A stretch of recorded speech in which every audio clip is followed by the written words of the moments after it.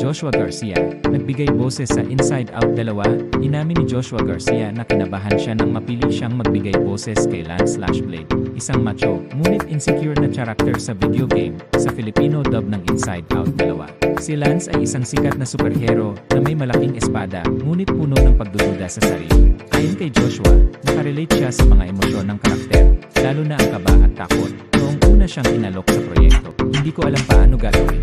Tuwing nakakapanood ako, lalo na sa mga Japanese anime, wala pa akong idea kung paano mangyayari ito. Kwento niya sa isang launch event sa Taguig.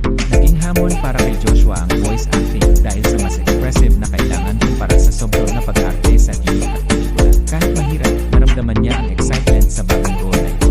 Makakaya kaya niyang dalhin ang bagong hamon ng voice acting sa kabila ng kanyang kaba. Nagawa ni Joshua na makarelate kay Lance Blade. Pareho silang sikat ngunit